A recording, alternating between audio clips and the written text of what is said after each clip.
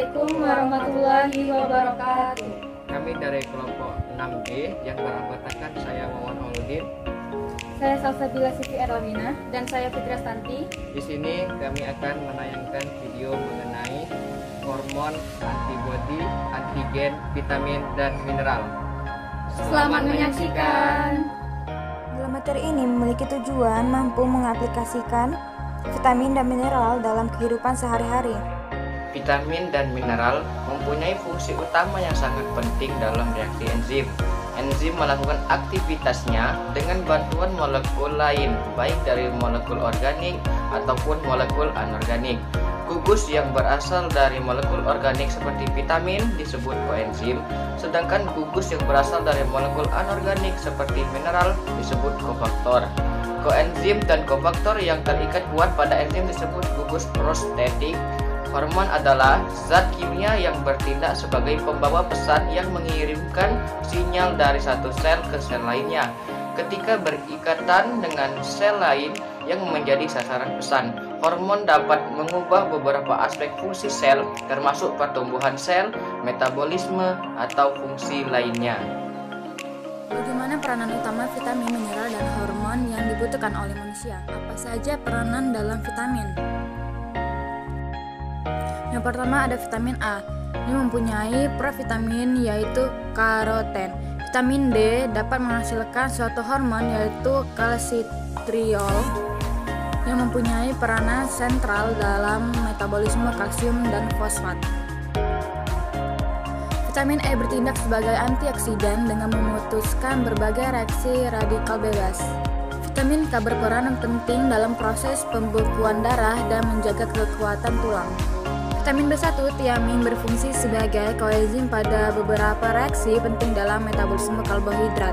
Vitamin B2 riboflavin berfungsi sebagai gugus protetik yang kuat.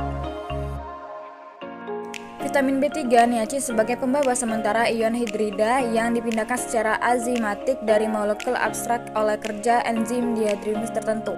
Vitamin B5 dalam aktivasi dan transfer gugus asil sebagai suatu faktor untuk reaksi asistasi enzimatik tertentu. Vitamin B6 berfungsi sebagai gugus protektase jumlah enzim yang mengkatalisis reaksi metabolisme asam amino. Vitamin B7 biotin, enzim yang memerlukan biotin mengkatalisis penggabungan. Vitamin B9 asam fosfat adalah asam pteryol glutamat. Asam fosfat sendiri tidak mempunyai aktivitas koenzim sendiri. Vitamin B12 yaitu pembentukan sel darah merah tidak dewasa dan rapuh, dikenal sebagai faktor pertumbuhan beberapa bakteri. Peranan dalam mineral. Magnesium berperan dalam penghasilan energi, sedangkan kalsium berperan dalam kontraksi otot dan koagulasi darah. Besi membentuk hemoglobin dari paru-paru ke jaringan yang membutuhkan. Zinc untuk pembentukan substansi dalam sel dan untuk reproduksi biologis. Peranan dalam hormon. Peranan psikologis ialah mengatur mood serta suasana hati. Peranan fisik dapat munculnya bentuk fisik yang kemudian menjadikan perbedaan pria serta wanita. Peranan sistem reproduksi memiliki fungsi di dalam mengontrol kinerja organ-organ reproduksi.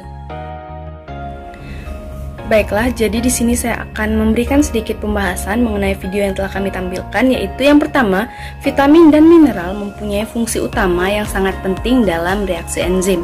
Yang kedua, vitamin itu terdapat dari 13 jenis vitamin yang dibutuhkan oleh manusia. Nah, yang ketiga, mineral itu terbagi menjadi dua nih teman-teman. Yang pertama itu ada mikroelemen dan juga makroelemen. Kemudian yang terakhir itu ada hormon. Hormon adalah zat kimia yang bertindak sebagai pembawa pesan yang mengirimkan sinyal dari satu sel ke sel lainnya.